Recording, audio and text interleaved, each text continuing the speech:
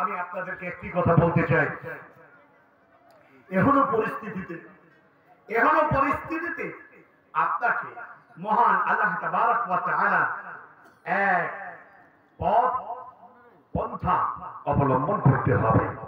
আজকের এই মসজিদের উদ্দেশ্যে আপনাদের প্রোগ্রাম, মানুষের কাছে দাও দাও দাও দাও দাও দাও এমন করে আপনাকে আহ্বান করতে হচ্ছে যেন যেন মনে হচ্ছে এই মসজিদের আর কেউ নেই। আরে আল্লাহর ঘর, এই মসজিদ আল্লাহ তাবারক ওয়া তাআলা, আল্লাহ রাব্বুল আলামিনের গোলামরা যদি বেঁচে থাকে তাহলে আল্লাহ তাবারক ওয়া তাআলা মসজিদ বানাতে কতটা। বিশ্বনবী জনাব রাসূলুল্লাহ সাল্লাল্লাহু আলাইহি ওয়াসাল্লাম,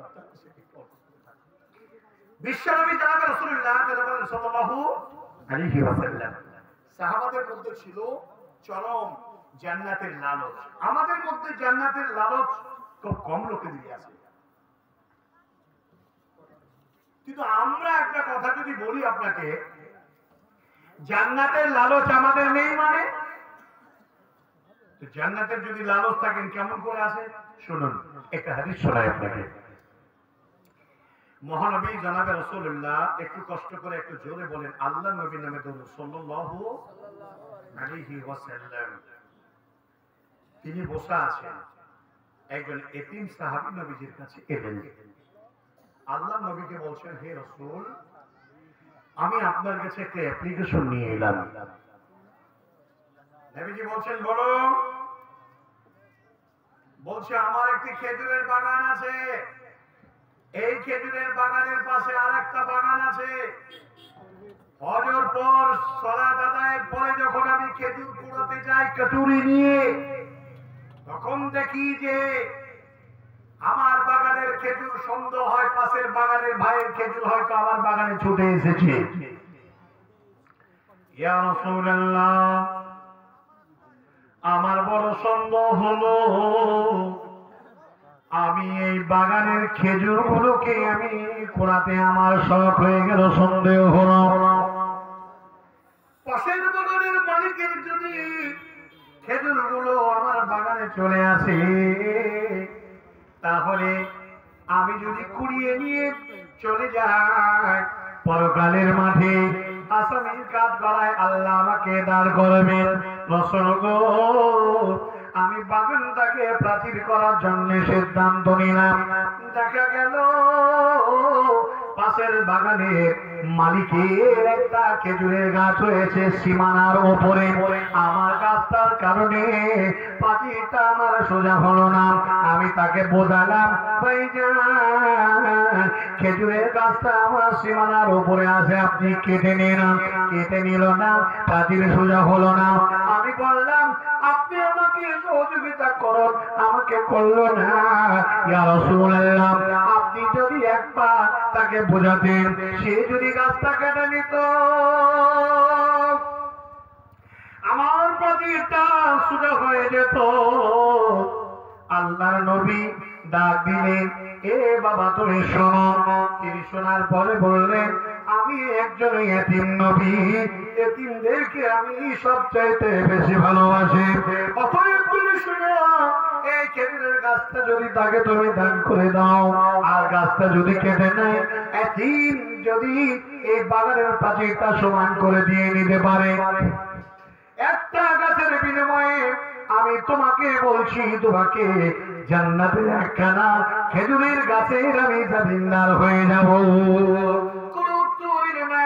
চলে গেল।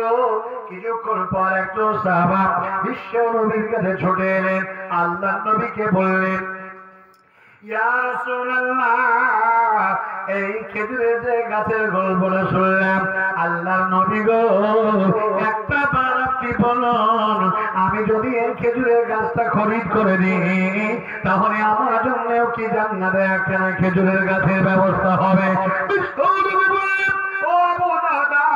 তোমার জন্য আল্লাহর নবী আমি খেজুরের গাছের ব্যবস্থা হয়ে যাবে। তাতে আবু দাদা ওই লোকটির কাছে ছুটে চলে গেল, যাওয়ার পরে বলছেন, ভাইজান এই গাছটার কত টাকা দাম লাগবে আপনি বলুন। আমি আজকে খরিদ করতে চাই। হযরতে আবু দারদা তিনি কথা বলাই তিনি রাজি হলেন না। শেষ পর্যন্ত বললেন আপনি বলুন। দেখা গেল লোকটি রাজি হলো। কিসের শর্তে রাজি হলো? ও মুসলমান, রাজি হলো। তার একটি বড় লোক দেখানো হলো, তাকে বলা হলো আমার মদিনার বাড়িতে একটা খেজুরের বাগান আছে, বাগানটাতে আমার 600 টাকা আছে, আর বাগানে একটা বড় বাড়ি আছে, বাগানে একটা কুয়া আছে, এই বাগানের কুয়া 600 টাকা এবং বাড়িটাও সব তোমাকে দিয়ে দিলাম। এবার বলো তুমি আমাকে খেজুরের গাছটা তুমি দেবে কিনা? লালসটা কোথায়? লালসটা হলো জান্নাতে।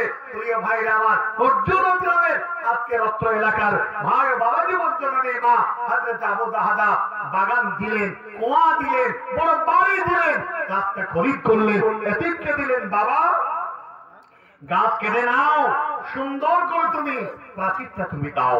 ভাইরা আমার, বন্ধুরে আমার, এরপরে তিনি বাড়ি চলে গেলেন।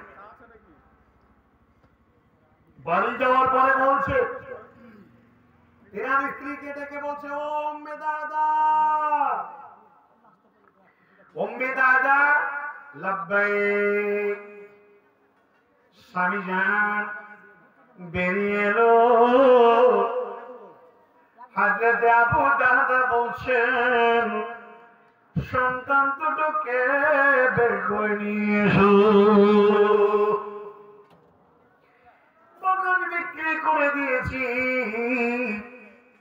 বাড়ি বিক্রি করে দিয়েছি, কুয়া বিক্রি করে দিয়েছি, এবার এই বাড়ি বাগান তো আমাদের নয়, বেরিয়ে চলো রে বিবি। সন্তান দুটোকে নিয়ে বিবি আগে আগে, বিবি আর স্বামী আগে আগে হেঁটে চলে যায়। মেয়েটা বলছে স্বামী যান, লাভ করলেন না লোকসান করলেন, ব্যবসা করলেন, কি করলেন আমাকে জানান। হযরত আবু দারদা বললেন একটা খেজুরের গাছকে কিনে আমি এতিমকে দান করেছি। বিশ্বনবী বলা দিয়েছেন জান্নাতে একখানা খেজুরের গাছ পাওয়া যাবে, এই বিনিময় যদি কেউ খরিদ করে দেয়। জেনে নিলাম আমার নবী আমাকেও বললেন, ও আবু দাদা তুমি যদি করো তোমার জন্য ব্যবস্থা আদায় হবে। আমি খরিদ করে দিলাম, বাড়ি দিয়ে দিলাম। লোকটা রাজি হচ্ছিল না। সুখময় স্থান, যুগ যুগ ধরে যেখানে থাকবো, এই জান্নাত খানাকে নিজের আবাসস্থান মনে করে বিশ্বনবীর কথা মোতাবেক আমি খরিদ করে নিলাম। বিবিরে এখানে আর থাকা যাবে না, এটা আমাদের আর বাড়ি নয়, আমরা জান্নাতের বিনিময়ে বিক্রি করে দিয়েছি। মেয়েটা বলছেন আল্লাহ এত দামি আমার স্ত্রী আমি, এত দামি আমার স্বামী, আমাকে তুমি দান করেছ, একাই জান্নাতে যাবে না, আমাদেরকে সঙ্গে নিয়েও জান্নাতে যাবে। বন্ধুরে আমার, আল্লাহ সন্তুষ্টিতে নবীর কথা মোতাবেক তারা আল্লাহ জান্নাতে খরিদ করে তারা জমিন থেকে বেরিয়ে চলে গেল। যাবে কোথায় জানি না, কোথায় যাবে তা জানে না, কিন্তু এটা জানে আমাদের দুনিয়াটা হলো ক্ষণস্থায়ী। বিশ্ব নবী আমার বলে দিয়েছে কান্নাকা গরীবুন আও আবির সাবিল, দুনিয়াটা হলো একজন মুসাফিরের জায়গা, একজন পথিকের নাই দুনিয়াতে চলতে হবে। অতএব দুনিয়ার কোনো দাম নাই। ওমা হায়াউল হায়াতুদ দুনিয়া ইল্লা মাতাউল গুরুর, দুনিয়াটা হলো ধোঁকার জায়গা, দুনিয়াটা হলো প্রতারণাময় জায়গা। এই দুনিয়া প্রত্যেকটা মানুষকে ধোঁকা দিয়েছে, অতএব আমরাও ধোঁকা পড়ে যাব। অতএব দুনিয়ার মহাবত করা যাবে না। বন্ধুরে আমার, বাপজিরে আমার, আবু দাদা জান্নাতের লালচে নিজের বাসস্থানটা, নিজের বাগান বাড়ি কুয়াটা সব আল্লাহর রাস্তায় দান করলেন। আপনি একবার বলেন আমরা কোথায়? নারে তাকবীর, লিল্লাহি তাকবীর। এই হলো মুসলমান। আসসালামু আলাইকুম। এই যেখানে এক আবু দাহদা পেয়েছি, 10 জন ব্যক্তিকে একটা করে 1000 টাকা দিব। দুই বছর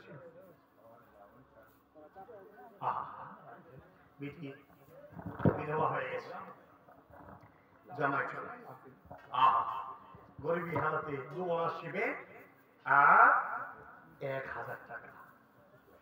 জি দোয়া করবো।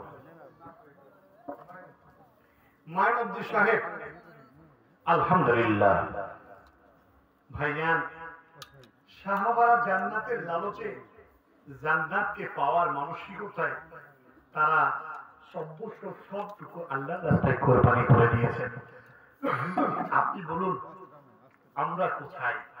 আমরা আল্লাহকে সন্তুষ্টির জন্য আমরা কতটুকু ডোনেশন করি আল্লাহর রাস্তায়? হ্যাঁ, 1000 টাকা দিয়ে দান করলেন বড় আশা নিয়ে।